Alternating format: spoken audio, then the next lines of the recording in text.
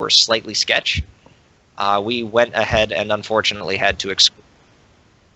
And the only... Okay. All right, audio is back, so that's good.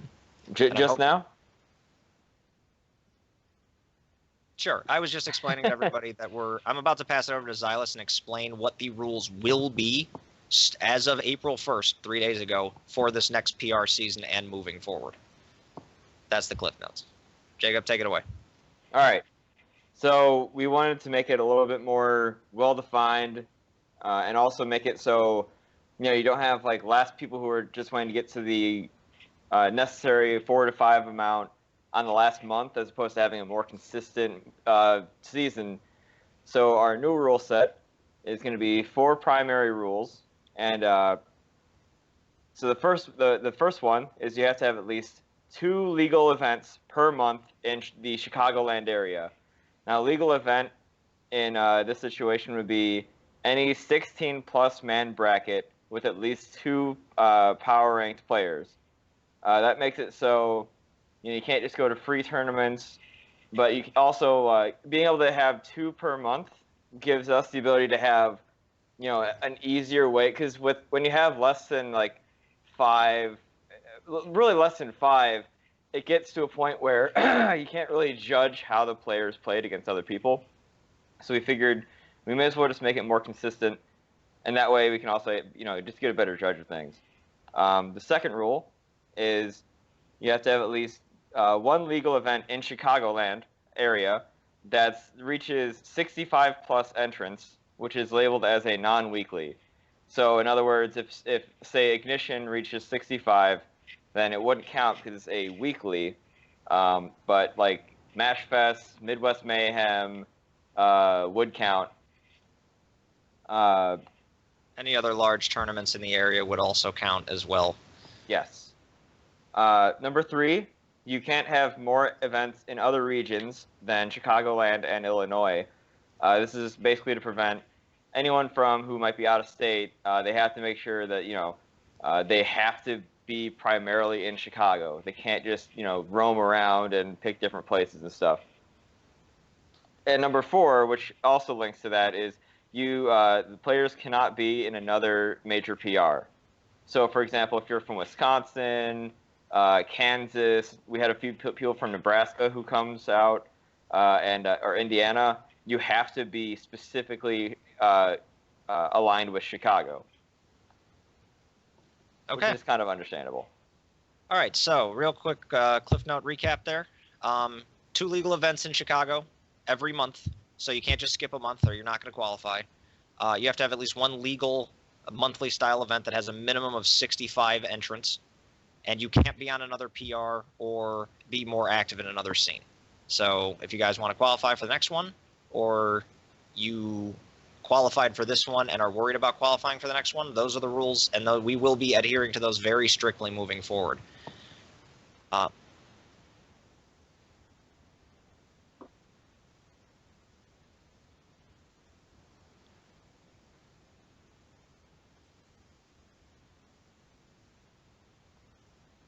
Yeah, and those are just a few of the possible monthlies. Also, additionally, Arcadian brackets are not part of this power ranking. So if you think that you should have been higher because you did well against X player or you did well at X event that was an amateur bracket, those are not relevant to the power rankings because of the fact that other power ranked players who probably would have and should have played against you if you did well at that tournament weren't even eligible to play in that event. So it would not be fair to really other players in general to allow Arcadian results to be a part of this whole process. But okay, that's enough of the grindy, grainy rule stuff. Speaking of grainy, I apologize for my little grainy audio and video webcam. I'm kind of stuck in the Stone Age. Fortunately, we have the wonderful Lord Sturm. Not the most wonderful when it comes to adminning stuff, but when it comes to making a stream look pretty, You're going to be like that now? You're going to be like that? I see. All right, let's go ahead and kick this off with number 25. We have Shevy, who just barely snuck his way onto the power rankings, largely because of a very good performance that he had at Mashfest 2 earlier in the season, where he finished 9th place well ahead of several of the other members that will be on this PR. Chevy played very consistently at the weeklies that he played at, as well as having that really good placing at the monthly. And when it really boils down to is that getting onto a PR, you really do have to have good monthly showings. You can't show up to monthlies and just go 1-2 or 2-2 and barely really beat anybody, because doing well at a weekly is only so important. A lot of players gauge weeklies as a way to practice new characters. Sometimes you'll pull an upset, and we don't discount that necessarily. But doing well at a monthly helps quite a bit. And Chevy's one monthly placing that he had was very, very high. He placed in the top 9. So he is going to be our guy at number 25. Yeah, don't look at his March, though. Sorry, Shevy. I love you. I see you in the chat, but don't look at his March. Just don't. But yeah, this is... we looked at a couple people here. There were a lot of players that had bad Marches because of that patch that kind of got thrown in. It made a lot of the rest of this list tricky. Yeah. Also, Midwest Mayhem was a pretty big atomic bomb when it came to people's results. Yes.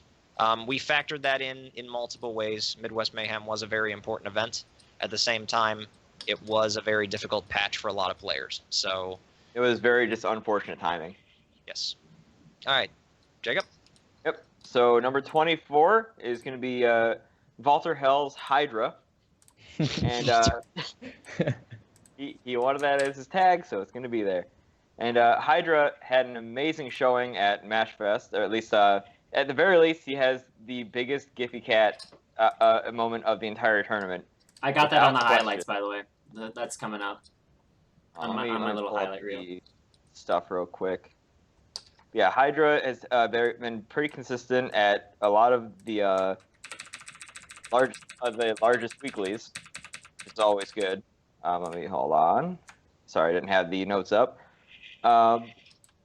He got 5th place at Hidden Bosses. Hidden Bosses, it doesn't count as far as PR goes, but it's still good for head-to-head and just, seeing how well they play against other players. And he's just been very consistent. His Rob is one of the trickiest, probably the trickiest Rob we have in Chicago. His setups are just on point all the time. Yeah, and it's very interesting because, this is another player who he's full of a lot of potential. We see a lot of potential at the bottom of these rankings, and we're kind of just waiting for it to really blossom into our scene, and we know that he has it in him. And we saw that at stuff like Hidden Bosses, but he did have a little bit of a trickier time at monthlies. Yes, and that probably hurt his placing quite a bit because he did have some upset wins in there as well. All right, number 23. We are going to have E2C Chompy, who has unfortunately fallen a few slots in the PR. I believe he was 15th on the last one. However, he missed the entire month of February and had good results, but he barely qualified, and he had a very poor placing at one of the weeklies that he came to, which is really what kind of hurt where he placed. But Chompy, very good player who is, I believe, now playing Lucario. He used to play Pit. He used to play Charizard. He has a very strange yet powerful array of characters, and he really does know a lot of the technical, fundamental, in-depth pieces of this game. And Chompy as a talent is very possibly a top 10 guy if he ever really does settle into a character and start showing up consistently. But unfortunately, for the time being, he has slid a few slots, although he does still make it onto the PR at number 23. Demitus, what do you think of Chompy before we move on? I want to hear him say words. I've only faced Chompy, I think, twice in the past month or so. But you played his new Lucario recently, right? No, I actually played his Pit. Oh. But settling down to a character really is something that players need to establish before they can move up.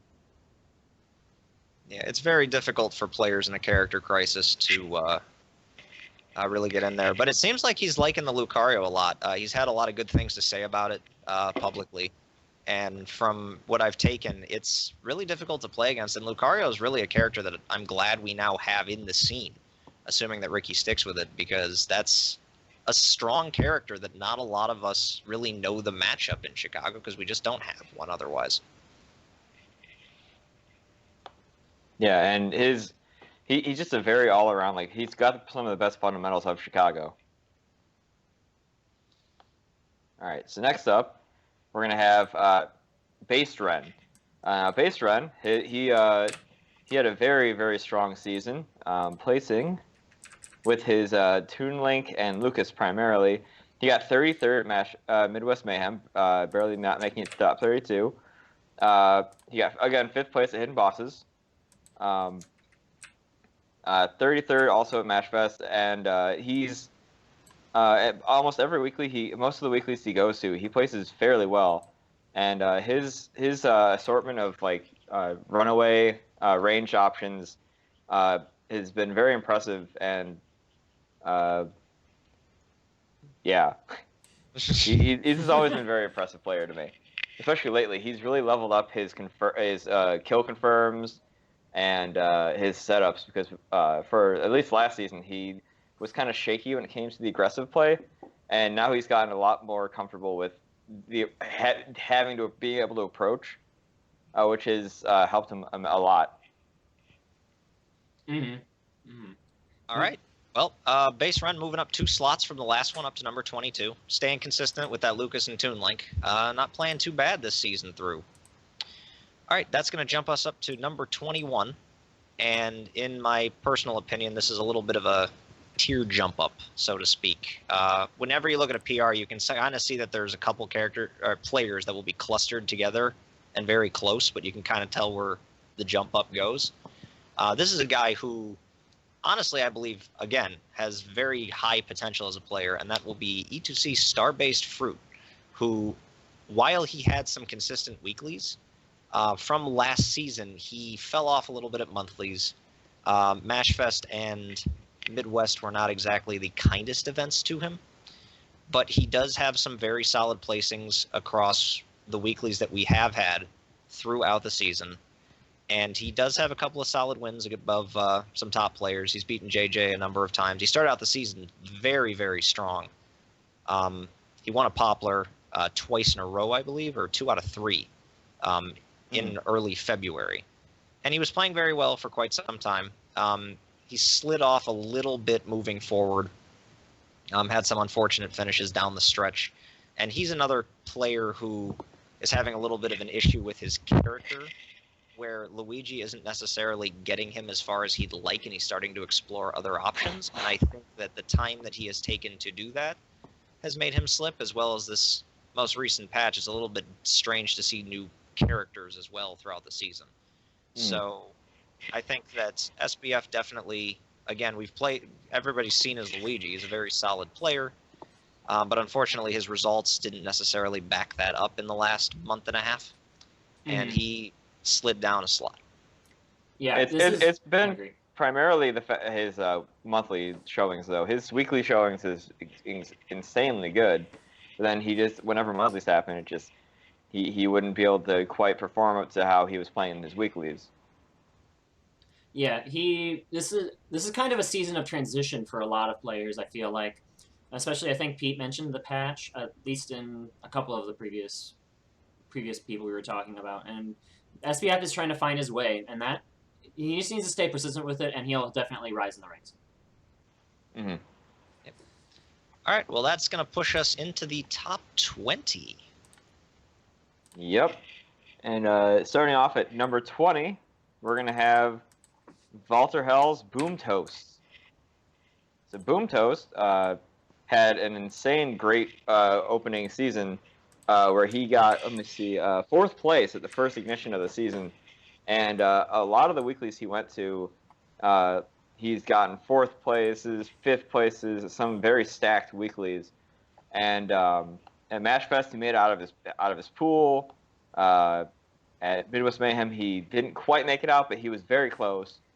And he was just he's a very aggressive air fighting Mario, and he's one of my favorite Marios to watch in Chicago. Which, there's so many Marios in Chicago. But last season he was an honorable mention, so the fact that he's jumped from honorable mention to 20th is a very big jump. But I mean, he's played out of his mind this season. Yeah, he's always good for an upset at Ignition, like almost every single time. You see him in bracket, and he just finds his way to that 5th through hell or high water.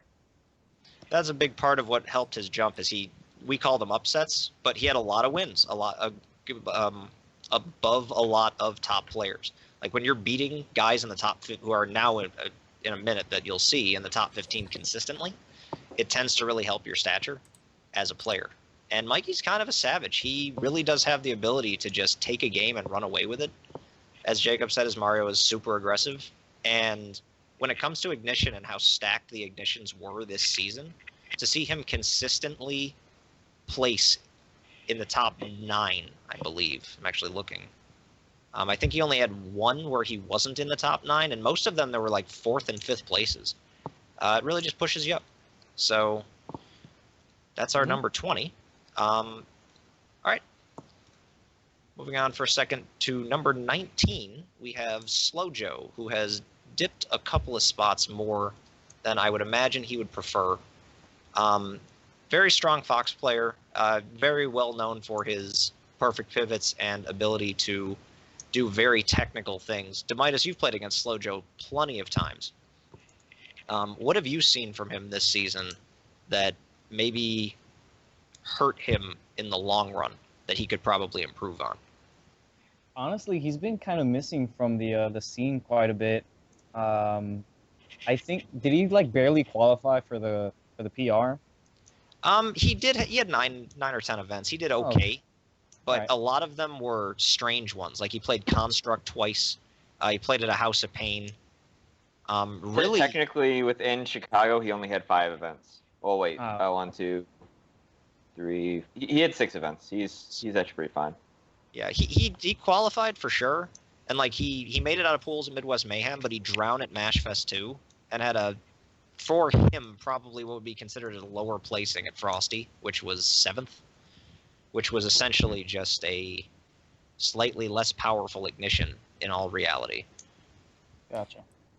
He did come up with a couple of cute wins this season though. I think his first set off Big Mac. First set off Big Mac. He did very well at Outfoxed, beating some of Ohio's stronger players. Yep. Yeah, that was a good tournament for SlowJoe, and I think he really needed it. Like, if it weren't for the end of him coming on strong at the end of the season, he would have been in a little bit of trouble. And you can see that from something we're going to see later on is that SlowJoe is first of all, he's once again the lowest Fox on the ranking, and that's going to just really grind his gears. And secondly, he's now outplaced by 2 Foxes, but I will get to that in a little bit. Right, which brings us right into number 18. That's a really good segue. Yep, it's going to be Dom. Dom has had some actually very strong tournaments. He got 17th in Midwest Mayhem. I believe the 2nd highest placing Fox there. He got, at most of the events he went to, all the events too, other than majors, he got at worst 7th place, which is very good. Sorry about that. And he's definitely a player in which he's like I consider him to be like the less aggressive SlowJoe, in which SlowJoe has the tech, but Dom has like the adaptability and the patience, and just getting 7th at the 2nd largest Ignition, 7th at the 3rd largest Ignition this season. It's been a very crazy run for Dom. Just like SlowJoe, though, he kind of didn't have that many tournaments to go off of. His list is kind of comparable to SlowJoe's, except he has a couple very small tournaments that barely counted. But I mean, with those small tournaments, he placed very high in them. He did definitely make the most of his opportunities. It was just one of those unfortunate circumstances where he didn't have a lot of crazy high-level wins. He also drowned at MashFest 2. While we did give a lot of credit to his 17th at Midwest Mayhem, which was a great finish for him, and taking advantage of that opportunity, the drown at MashFest really hurts because there was no patch. I don't believe Bayonetta had been released yet during that event. And if she had, she was just not. First week for her. That was her first week, so not a lot of people played her. And not making it out of pools at that event, I believe, at this point, now that we're up into the top 20, was really detrimental to him. I just realized Mashfest 2 was when she was the first week she was released, and Midwest Mayhem 2 or Midwest Mayhem 1 was the week of the patch. So both of our major tournaments this season were kind of screwed over by patches. Right, which made a lot of players very hard to place. So I implore all of you who are listening to this, if you're not happy with your placing, do not give up. Yeah. All right, so Dom and SlowJoe, both at 18-19, the Fox players who can seem to not really get away from each other as far as comparisons go. So it'll be pretty interesting to see what they do in the next 3 months. Which leads us into number 17, who also fell a number of slots. Unfortunately, 17 through 19 are guys who are slipping a bit, and that's going to be Gamerhead, who... Gamerhead, well known as probably the best Nest player in our scene. He has had a lot of wins against some strong players, but he's also had some really not so good losses for the fact that he was an 11th ranked player last time. And these are guys who are beating him. Occasionally he'll lose to the unranked guy, which, you know, it happens to high up players. But he has had a little bit of a tumultuous run, so to speak. He placed 7th at one of the ignitions, 9th, but then he fell off a little bit and had a 13th and a 17th, and then he came back strong and had a 2nd place finish at one of them. So he was really hard to gauge. What really helped him stay as high as he was the 17th place finish he had at the monthly he had, which was Mashfest. Gamerhead's another player where we really only had ignitions and Mashfest to gauge him off of. So with the data presented and the opportunity he had, plus the players that he beat and that he lost to, this is kind of the slot that he slid into. Yeah, and I mean, in this PR especially, like 17th place is a very good placing because this season's been just crazy. And you didn't mention the 3rd at Construct, I don't think. Like that's a pretty big result, and yeah, he kind of just beat up on Chicago a little bit more to get there, but you know, we take those. Yeah, the 3rd at Construct definitely also helped. I did not mention that. All right, so Gamerhead, well-known name for sure, but some really strange sets, I think. Not only just like losses, but just sets in general that he's had this season. He's been really hard to gauge, like skill level times how well he did, how poorly he did.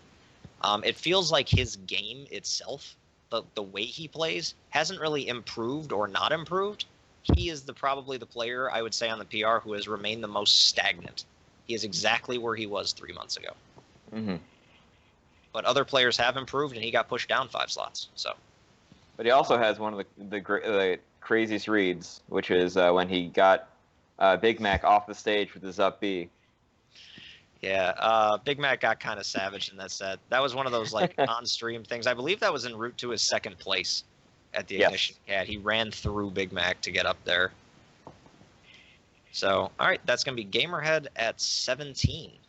All right, so at 16th, we got Technique with 3 exclamation marks. The Technique, at both Midwest Mayhem and Mashfest, he got 17th place, which, you know, considering he's playing King DDD, who, you know, slept on character, but that's still a really big deal for his character. And also, almost every single tournament, almost every single tournament except for one Ignite, he placed at least 9th place. So getting in top 10 very consistently. That was actually the biggest reason we put him as high as 16. It's just his consistency is just amazing. And he's gone to a lot of events this season. I got 9th at Construct 42. He got, let's see, what was his highest placing? 5th at Ignition 21. He also got 17th at not one, but both of the monthlies he attended. Yeah. Midwest Mayhem and Mashfest, he finished 17th identically. And the Mashfest 17th is right on par with the guys below him, but the 17th at Midwest Mayhem, in addition to that, with King DDD, that's pretty good. As well as the players that he's beaten and the way his game has evolved. He's probably one of the best edge-guarding players in our entire scene. Yeah, if you grab ledge against Technique, you've pretty much lost the stock. All right, so yeah, congratulations for Technique getting placing right outside of top 15, but still getting in the top 20 with 16th place. All right, now this is where it got really interesting. The conversation from 11 to 15 for us was actually very close between all 5 players, with different people looking at them in different directions. A couple of them had limited data, and this is kind of where we wound up. So getting into the top 15, unranked last time, and someone who has improved a lot, is E2C Ruins, who, like Tom said, we hadn't yet gotten to the highest ranked Fox player in our scene. Ruins impressed a lot of people this time through, getting 13th at Midwest Mayhem, where I believe he was the highest placing Fox at the event. Getting 25th at Frostbite, which was an out-of-state tournament, but there were still 255 entrants, and it was a fairly top-heavy bracket to be at. He shows up to both Poplars and Ignites, mostly Poplar, where he has consistently been in the top 5 pretty much the entire season if he hasn't won the event or gotten second. The thing that probably hurt him the most was one of the weeklies he showed up to where he had 2 super bad losses in a row, because we were getting to the point with the 11 through 15 where we were basically trying to nitpick results. Ruins is a very strong player, very defensive-minded, oriented player who has just consistently improved and gets pretty much scarier every tournament he goes to. Mm-hmm. And really, one of the biggest changes I think for Ruins not only was his, a little bit of his mindset, but he also got a new controller, which helped him out a lot. Apparently, all the Johns that he used to have with how bad his previous controller were actually kind of legitimate. Mm-hmm. He's a mindset-based player, definitely, and it's good to see him really get the better end of that in a season. So I'm really proud of the guy. He played out of his mind this season. I'm super happy to see him get the recognition. He won Hidden Bosses. Yes, he not only won Hidden Bosses, but he 3-0'd one of the players who's actually 2 spots above him, which we will get to. And also, technically that means he won, I think, more money than everyone in the PR. That's kind of a sore spot for some people. I know. Yeah, that might be true. Getting to number 14, and then this is where things got really tricky. Jacob? Yep, we got BoScotty. Now, Bo, for most of the season, he, Ignition 14th, got 5th out of 60, and then Genesis kind of fell off. And he didn't, I think in part because of his Genesis placing, he kind of didn't want to play the game for a while. So until Frostbite, he didn't have another tournament. And there he didn't play Frostbite, Jacob. He dropped out of the tournament to sell stuff. So he actually, that placing is not actually. Yeah, I forgot to cross it off, sorry. But then once March came, he decided to start playing again. And his results for those 3 tournaments that he went to, and then Midwest Mayhem, he got very good placings. Midwest Mayhem, he actually got 13th place, which is very good. And we can't really, we had to, pretty much say, Bo's clearly a good player. He got 13th at Midwest Mayhem, getting 9th at one of the most stacked Ignites, or Ignitions, and 5th at another largely stacked one. So, Bo recently picking up Wario. His Wario he's already learned some ridiculous confirms with Wario that I really love. And he also has a dock, which is very good. Luckily, it seems like he's starting kind of getting out of his character crisis, which is a big deal because that's been kind of the biggest thing holding him back. Well, yeah. BoScotty straight up is probably the hardest person to place on RPR because he's possibly a top 5 talent. But he's in a perpetual character crisis. He quits the game just about every day, including in the last 5 minutes while we were doing this show. And we weren't even sure really what character to put on the PR for him, yet he shows up to Midwest Mayhem, pops a bunch of people, and gets 13th at what was the biggest monthly we had in Chicago. So I need to make a quick meta comment, though. The guys on the panel actually don't know this, but, every single clip that I've showed on this stream has been the person we're talking about, getting bodied. Even though I vetted all of these clips and they all win the sets, but they all lose the game once. And they just get bodied. So the only clip I could find of Bo that was even, recent and wasn't him getting destroyed badly was him versus Naoto. So I'm just not playing it. Because Stream Chat is being super, super picky right now. Well, unfortunately, it's hard to even find the right clips for Bo, even if we had all of his clips, because which character do you use? Yeah, that's Like, true. Do we display him as a Wario, as a Doc, as a Rob? Because obviously his Rob has taken sets off of Kuro, but he's also lost random sets to random people with Doc and beaten really good players with Doc. Like, he's such a confusing player, and he just barely qualified. He's one of the guys who just makes this whole thing tricky for the panel, because we look at him and we're just kind of like, where do we put him? Mm-hmm. So we had to go with the little bit of data that we had and the wins he had and the losses he had. Mm-hmm. There you go. All right, so we're going to get to number 13 here, which was another previously unranked player, LSG Panda Bair, who is a villager player, definitely the best villager we now have in Chicago. It's nice to finally have that character in the scene.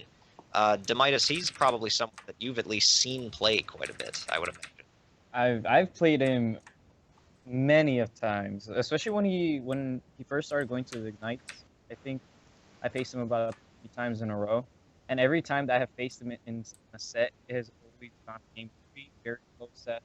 Definitely a smart player. Definitely our best villager around. So as soon as game 13. Yeah, he definitely earned it, especially vaulting from unranked all the way to 13th. He's another player, though, who unfortunately has limited data, but to his credit, he went to both MashFest 2 and Midwest Mayhem. He finished 13th at MashFest 2 and 17th at Midwest Mayhem, respectively, which, based on the number of attendees and the amount of stack the tournaments had, is very consistent. And at the ignitions he's gone to, he's gotten 5th, 5th, and 5th. So the kid's been very consistent throughout the whole season. He only had one weekly where he fell off a little bit and got 9th, and he was the guy who got 3-0'd by Ruins at Hidden Bosses, but that's really the only time. Like, again, Arcadians can't count towards the ranking, because then we would have had a much deeper discussion between Ruins and Panda Bair, but his placings were very powerful. And it's good to finally have a villager in the scene, especially one that's top 15 caliber. Not to mention, I mean, Panda Bair has taken some insanely strong bracket wins. Like, I think he's pretty positive against JJ. And, I mean, I know that's the biggest one. And he beat Atada at Midwest Mayhem. Yeah, he does have a number of top 10 upsets. I know he's beaten at least 2 of the GGA guys. But the bane he has, actually, is his matchups against Chevy, who's 25th now. He just, for whatever reason, has a Mario block or a Chevy block or something. But other than that, he's performed admirably and deserving of the 13th place. All right, so number 12 is probably the second hardest person to place on the PR. Oh, without a doubt. So number 12 is going to be GHQ's own Sheen, or Sean. So Okay, Sheen, in my defense, I could not mess this clip up. This is like the easiest clip of all time. So there you go. Yeah, so Sheen not only has, 2 clips on the EMG's highlight reel for this season, but he also, at Midwest Mayhem, got 25th, MashFest got 17th place, has a slew of GHQ first places. Most times he goes to Ignition, he gets very good placings. Most recently getting 5th place out of 58. His Falcon is probably his most explosive character, but his Sheik, especially at the last Ignition, shows that he has very good combos. He has a slew of characters. Like, he's played Wii Fit this season. He's played he has a Greninja. He has Falcon, Zelda, of course. Mewtwo lately. He just has all these different options, and he just wants to have fun, but still be kind of taken seriously, and it kind of shows in his gameplay. As in addition to the sets he has a bunch of really strong upsets. Like, he 2-0'd Ned recently, and I know that he's beaten at least 6 of what is going to be the top 10 players in our PR once we get to that point. So and he beat Xavier last week. Right, which, by the way, perfect segue. Going to number 11, our 11th place, also unranked last time, is XAV. Xavier is the one of the more curious cases in our scene, as Tom put it last time, where he was unranked, and then 2 days after we released the PR, he shows up at one of the big Ohio tournaments and gets third, crushing their entire scene, beating Katakiri, and just kind of going off and playing really, really, really well to start the season. With a lot of strong wins over top players. Weekly placings of 3rd, 5th, 4th, 5th. And MashFest 2, he finished in the top 8, getting 7th place. The things that hurt him and probably kept him out of top 10 were Frosty Faustings is probably the main one, where he finished 13th place at a tournament that he really should not have been finishing 13th place. Mm-hmm. And he has been upset by a number of players in the last, I would say, 2 months, actually. There were just some really unfortunate losses that he had that I believe hurt him a little bit and kept him just barely outside of the top 10. Xavier is a lot like Ruins. Like the Ruins and Xavier comparison is really easy to make between last PR and this one because they really are just 2 players that have found their consistency, and once they found that consistency, they were able to convert it to big wins. So congrats to both of them. And congrats to me, I finally found like a good clip where it's just Xavier bodying. So yeah, he's had a lot of style and some really good just plays this season in game as well. Sometimes you can look at a player's skill a little bit deeper in games, and he doesn't just have wins, but he has wins where he will just destroy opponents who are supposed to be ranked and seeded higher than he is supposedly. So he's a little inconsistent when it comes to top 10 caliber skill. Mm-hmm. But for the most part, he beats people that he's supposed to beat, and he's had some really high placings this season. That just was not something that we could look away from. Also, one thing about Xavier is, I remember, when the patch dropped a few weeks ago, he was the only Zero Suit. He was the only Zero Suit that really, instead of saying the nerfs and saying like, oh man, I lost stuff, Xavier was so excited that he could finally be able to experiment with this character again. Because, it was kind of like pre-patch Shitty where there are optimal options that you kind of couldn't ignore. Yep. Mm-hmm. All right, well, congratulations to our 11 through 25 so far. And we're going to go ahead and launch directly into the top 10. All right, so it's going to be, we're finally at the Big 10. And number 10 is going to be E2C's Naoto. Now, Naoto, in my opinion, one of the most exciting players in Chicago to watch. Got 13th at MashFest 2. Got 17th at Midwest Mayhem. And pretty much every single tournament he's gone to, except every single tournament he places on average about 4th or 5th place, which is a very big deal, especially for a character like Little Mac. Also getting 17th at Frostbite, which was most likely the biggest thing that launched him up to the top 10. Yeah, Naoto at Frostbite had not only getting top 10, but beating some of the best players in Ohio.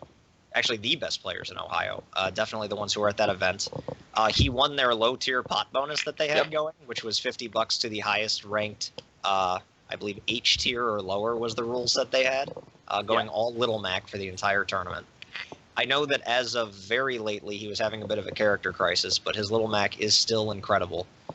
13th at MashFest, 17th at Frostbite, and 17th at Midwest Mayhem that's pretty much the picture of consistency when it comes to a player who is top 10 caliber in Chicago, showing up to big tournaments, beating big names, and getting good placings. And Naoto's pretty much done it all this season. Mm-hmm. It's weird to see someone be so consistent with such a terrible character. It really is. It's incredible what he's been able to do. And like Jacob said, incredibly consistent and incredibly fun to watch. Yeah. And the biggest problem is just literally just his character. The only reason he really majorly lost Midwest Mayhem 1 is because he was Town and City pulled him away from the stage. He couldn't recover.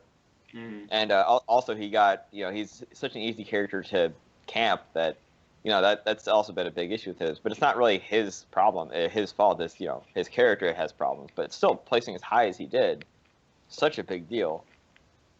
Yep. All right, so good stuff to Naoto. And this was actually very close between 9th and 10th. I believe this was our closest vote that we had on the panel. 9th place is You Are Big Mac. Mark Morgan played very well this season, and had some really big wins. He also had a couple of unfortunate issues in March as soon as the patch hit, as his character kind of got, I don't want to say neutered, but just slowed down to a degree. He got 33rd at Midwest Mayhem, which was probably the thing that hampered him from being able to go up higher. But at House of Pain 8, he won the entire tournament. He finished 7th place at MashFest 2. And he has just been consistently tearing up the weekly circuit. Whenever he comes to Poplar, he winds up with 5th place or higher every single time. And to him, 5th place just doesn't seem like his full potential, because I feel like whenever he's there, he should be in the top 3. And I think he thinks that way too. And when he goes to Ignition, that really shows. Getting 3rd and 4th places, getting 2nd place, 3rd place, just really strong finishes throughout the entirety of the season. Mm-hmm. And as I said, it was really Midwest Mayhem hurting him with the patch was a little bit difficult, and he did have probably the most difficult pool in a monthly this season, where he had the number 2 player in Iowa as 5th seed in his pool, and he also, I believe, had Shel in his pool, and had, I forget who their number 1 seed was. I think it was Mr. R. So he had a really tough time just making it out of pools as it was there. Ran into some unfortunate matchups. Not to make excuses for the guy. He had a very good stretch of wins. Several wins over guys who are number 1 through number 8, which we're about to reveal in a second. And just played very strong over the entirety of the season. Mm-hmm. Demitus, you've played against Big Mac plenty. Have you seen like the changes, like the patch effects on him? I guess it's much more of a mental thing, really. Once the patch hit through, a lot of people went through like this weird mental block, and a lot of people are recovering from that right now. And hopefully Big Mac gets through that. He's been the kind of player who's been like in and out of being motivated by this patch. Kind of like, Demitus, I don't know if you've ever lost your motivation quite like he did, but like a week after the patch was out, he was just like, I'm done. Like, this is over. Like, I'm going to quit the game. And then he saw Mr. R playing, and he's like, wait, this is still doable. Sheik is still very viable in this game, and that's great. I'm glad to see him not lose faith. All right. Good stuff to Big Mac, though, still having a strong season. Moving on to number 8, probably the hardest guy within the top 10 to place, just based on the information we were given. Yeah, so number 8, definitely the hardest person we had in top 10 to place was E2C's Shel. Shel had barely enough results to get into the PR, but his results are insanely good. Like getting 9th at Midwest Mayhem, getting 13th at MashFest 2, getting 4th at Frosty Faustings, and then getting 2nd place and 9th place at 2nd place at a relatively small Ignition, but 9th place at the largest Ignition I think we've had ever. I think that was when Mr. R was there. So which I believe he lost to, by the way. It was one of his losses. Yes. So Shel, with his Luigi, and I believe he's going back. He's starting to trust his Ryu again. Some explosive play. His Luigi, in my opinion, top 3 in the nation. Ultimately, his biggest downfall was just he kept running into NiTe. His NiTe just knows that matchup so well. Well, for those of you who have seen the Rosa-Luigi matchup, it's not pleasant for Luigi. And of players that he lost to on our PR, more than once, I believe the only ones were NiTe and XAV. And Rosa and Zero Suit are probably the 2 biggest banes of Luigi's existence pre-Cloud's release. Yeah. So they were just really tough matches for Shel, which, that happens. You still got to win those. But he also did have at least 1 win over NiTe. I believe it was either this season or last season where he just went nuts and. That was last season, I think. NiTe. Was that last season? I think it was last season. And that was when he went. But Shel does that was have when he went Ryu against him to beat these characters, and Shel is definitely one of 2 players who are in the top 10, but out of the top 5, who realistically could be in the top 3 if they would consistently show up and just keep beating people. Shel's results were incredible. Definitely good enough for the 8th place nod. Mm-hmm. All right, that leads us into number 7. Now this one might come as a bit of a surprise to a number of people. At 7th place, we have GGA JJROCKETS, sliding a couple of slots from last season. JJ has had a certainly volatile 3-month span. He started out a little bit cold in the season, losing a bunch of sets to players he probably shouldn't have lost to. He lost to SBF twice in January alone, as well as going to Genesis and finishing outside the top 96. He ran that back with a 9th place finish at MashFest 2, being tied with Chevy and 2 others, and a 9th place finish at Midwest Mayhem, which was really the thing that kept him as high as he is. Those were the truly big finishes that he had, as well as having some really solid weeklies to close out the month of March. But he had some really iffy pieces of the way he played as well. He went and got 9th at Frostbite, which was huge, and then he came back and got 17th at Landlocked, which is a very strange low finish for him. And the thing that really hurts JJ in comparison to the guys above him are the number of wins that he has over out-of-state players, which has kind of been a little bit of a difficulty for JJ over the course of pretty much the game's existence, where once he starts cranking up and really beating some of these really high-level players out of state at really big tournaments, it's going to look a lot better on his resume. Demitus, you know JJ better than anyone on this panel. You've played against him 1,000 times. You would know better than anyone what he needs to work on and how he needs to improve. Oh, all right. So, I mean, JJ's a really strong player. His fundamentals are great, and his mind games are insane with the banana. But I feel like sometimes he just does really predictable options, side being onto stage or just jetpacking at wrong times, which costs him a lot of stocks and a lot of games. So just trying not to get too predictable. Yeah, predictability, and sometimes those YOLO barrels really have affected him in the past, especially recently. Sometimes he goes for an unsafe option, and Diddy has an exploitable recovery off stage. For those of you watching who don't know the scene as well, JJ definitely the most prominent Diddy Kong main in the state. And when he makes the unsafe option, it's bad, but that's not to take away from him as a player at all. Being in the top 7 is still a very huge deal, and he still has plenty of resume-worthy wins over players in the state. Mm-hmm. So congratulations. I'd say his PR was he had an up and down 3 months where he kind of fell into a lull in February, but he started turning up again really hard at the end. So I'm excited to see what he'll bring to the table next season for sure. Yeah, JJ can stay as consistent as he's been in March. He could easily be the #1 player on RPR in 3 months.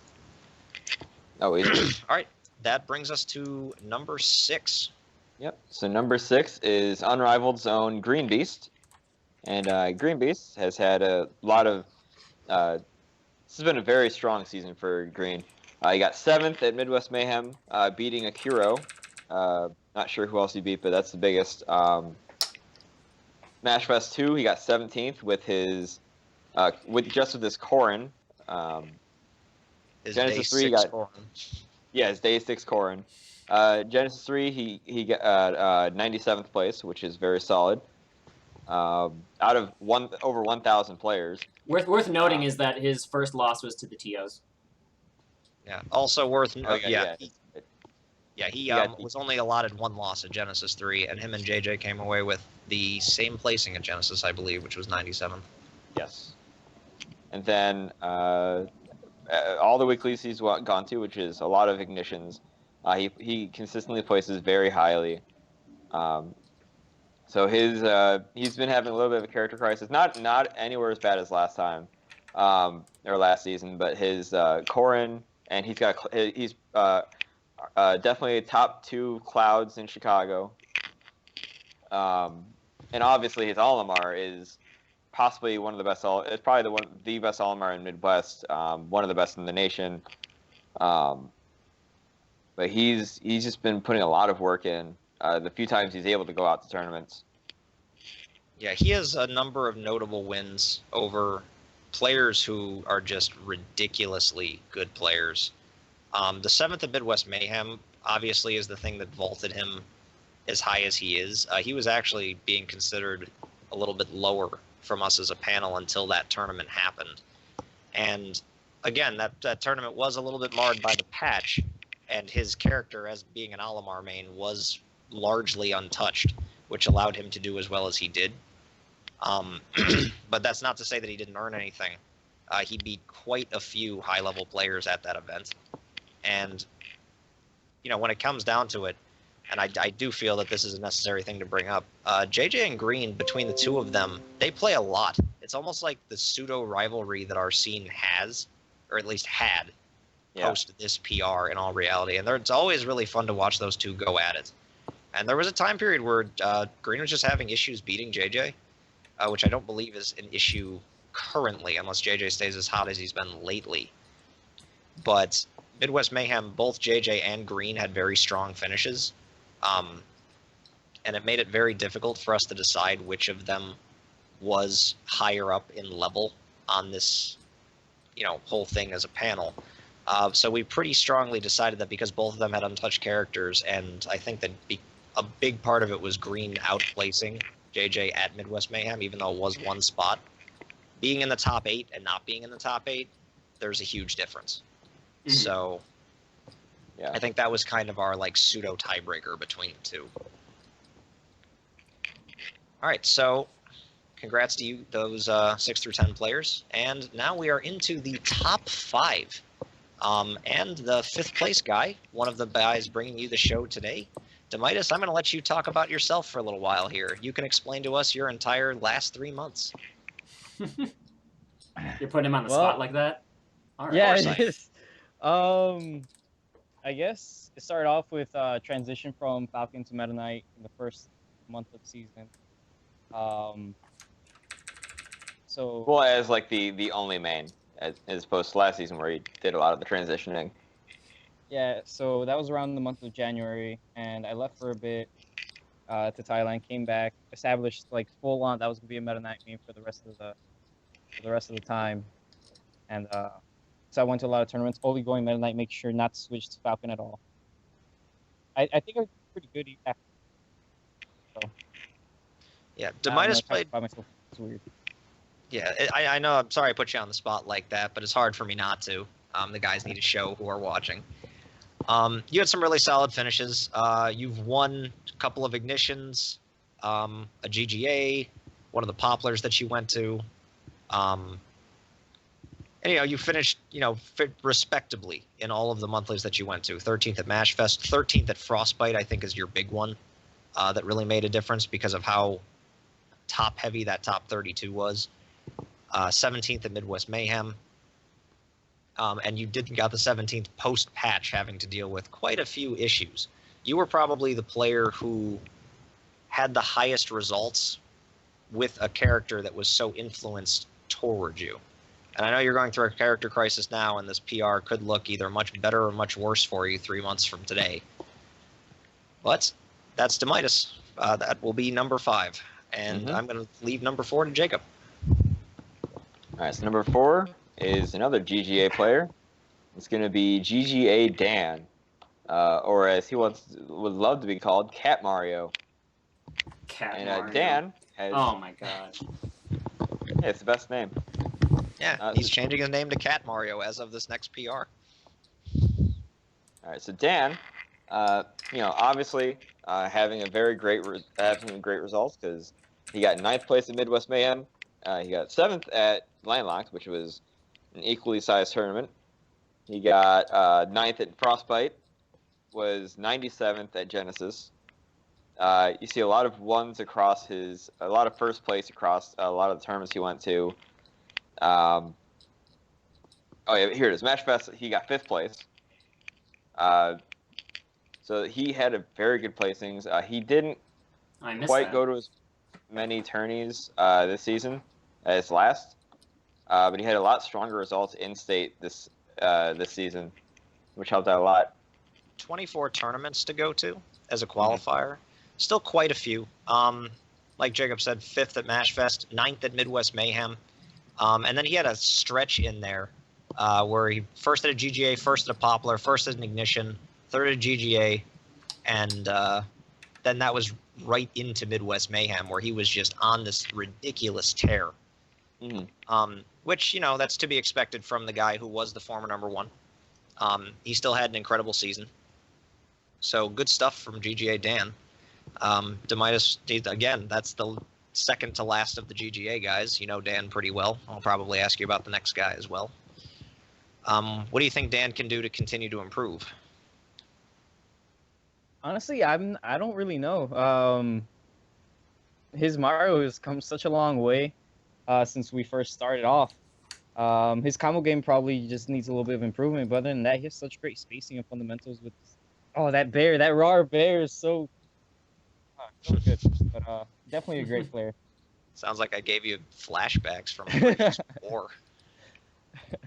All right, so good stuff to Dan, which is going to lead us into number 3 and the last of the GGA guys, GGA.NiTe, who, Demitus, if I'm not mistaken, is it Knight and Dan or Knight and you that's usually the team? It's Dan It's and Knight Knight. and Dan. It's Dan and Knight. Okay. Yeah. Yeah, Knight, an excellent doubles player as well as Dan, so the doubles teammate's getting 3/4, but as this is a singles bracket thing, Knight had a much better season than he did last time. Not to take anything away from his last season, but the crazy thing about his consistency is if you look at all of his 26 tournament results, only one of them was outside of the top 8, and that was Frostbite, where he got 9th place. He won 2 ignitions, got top 3 at 5 ignitions, 3rd at Construct, 5th at MashFest 2, 5th at Midwest Mayhem, which was huge. 3rd at Frosty Faustings, once again being the guy to eliminate Shel, who he's been able to run into a bunch of times. He won the only Poplar that he went to, I believe. No, I'm sorry, one of the only 2 where he got 4th at the other. And as far as guys in our top 5 who were consistently strong, not necessarily completely dominant, but had excellent finishes at the monthlies. Like 9th at Frostbite and 5th at Midwest Mayhem alone is insane. Adding 5th at MashFest 2 to that just kind of solidified him as a top 3 player in Chicago right now, where every time he shows up to a tournament, he's one of the favorites to be one of the last couple guys. So Knight has played incredibly well. That Rosalina has gone a long way. Obviously, he picked up Ryu recently for some of the more difficult head-to-head matches he's gotten. Demitus, I believe that is actually your fault. That is literally my fault.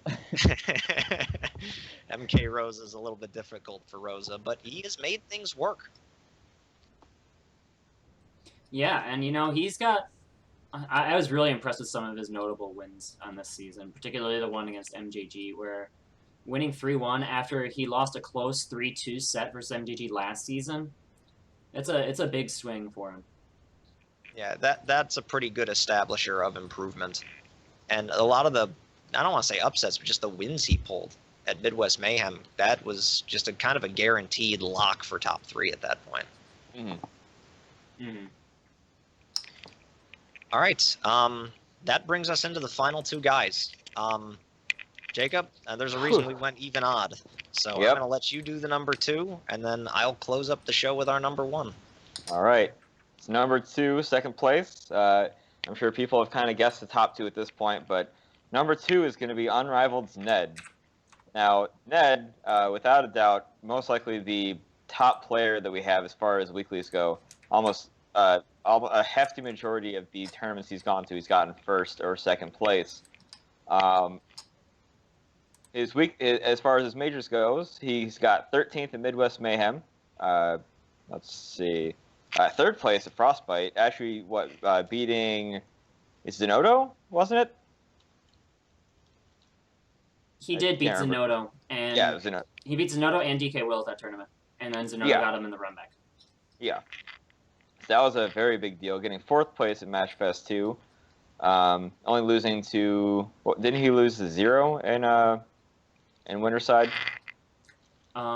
He lost to 0 and Akira at that tournament at MashFest. Yeah, and then he got 5th place at Frosty Faustings.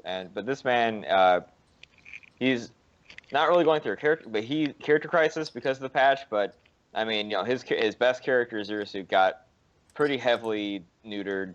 Not as bad as some other characters, but because of that nerf, he kind of had a little bit more of an issue with Midwest Mayhem. But his Cloud now is on a tear. Recently, just getting some very amazing performances at weeklies, and hold on, yeah, he's just been insane. His results are just. Does he have anything under? The only result that he doesn't have 5th place or above is 1 weekly at GGA. Otherwise, he's just been he's just such a consistent player in the top level that it's hard to not put him at top 2. Yeah, that upset at that Ignition that you're referring to, where he got 7th, was, I believe, Sheen 2-0'd him, which was actually a huge win for Sheen at the time, which was one of the things that helped vault him up to number 12. So nowadays, we've kind of hit the point where beating Ned is just, it's a big deal, and probably an upset unless you are our number 1 player, in which case it's kind of a, tends to go the other way between their history. Right. Also, Ned's sets over top players have been so good, like 2-0ing DK Will and taking a set off Allies Mario, or 2-1, I'm sorry, and taking a set off Allies Mario, those are huge deals. Huge deals. And Ally just now recently didn't he get 2nd at Pound, this weekend? Yeah. So he went on. That was an impressive tournament run for him, too. Right. So you're looking at, that's the guy that Ned has beaten before. It's a big deal for us. And to me, it really speaks volumes to our scene's growth, where 3 months ago you looked at who was nationally recognized, and our number 1 had beaten a SoCal player, and our number 2 was nationally recognized but didn't have huge wins.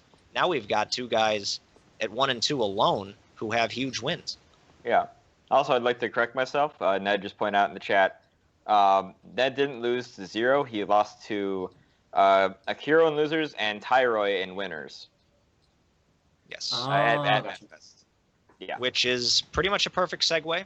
And I'm going to go ahead and close up the show with our number 1, which is E2C Tyroy, who had an incredibly impressive run throughout the entire season. And this is even before the release of Bayonetta. I know a lot of people who are listening might credit this to Bayonetta alone.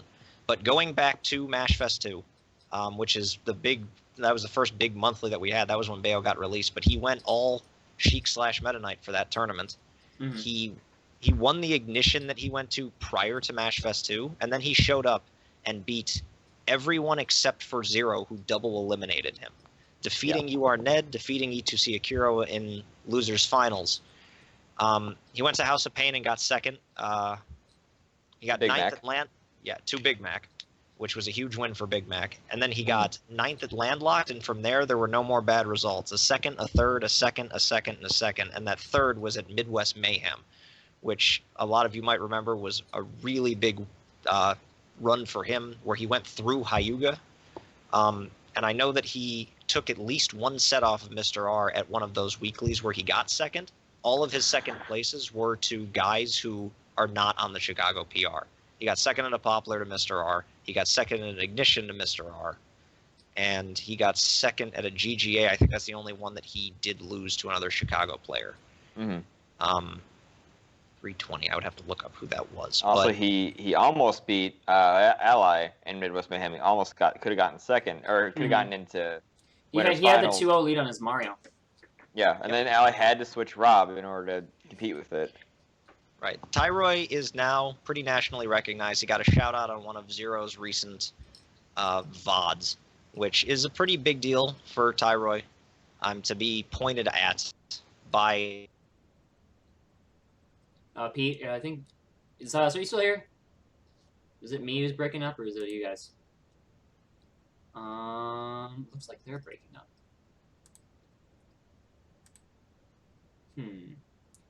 Looks like we're losing the call.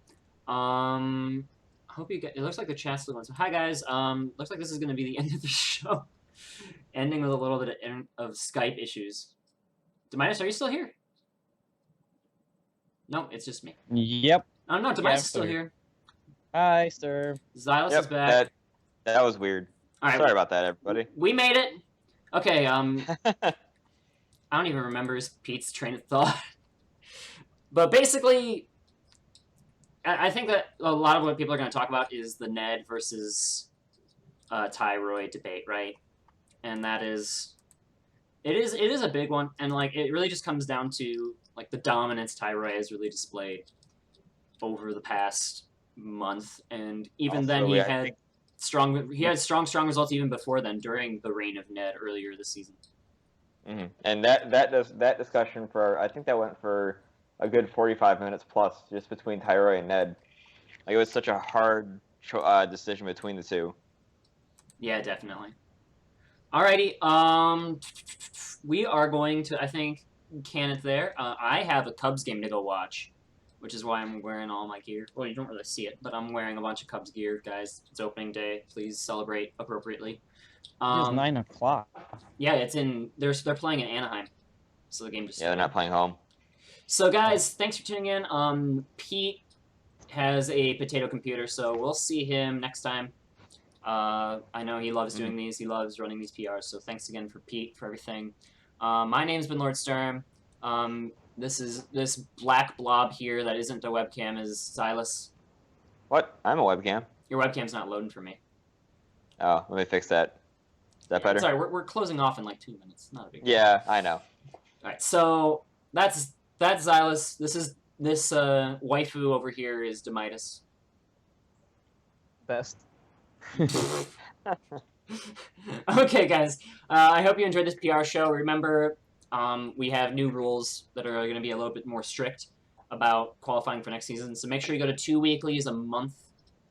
And then if you go to 2 weeklies a month, and then you get to go to one bigger tournament, that's going to be the qualification. So, guys, until then, take it easy. And I can't wait for another one of these in 3 months. So, good night. Good night, everybody. All right.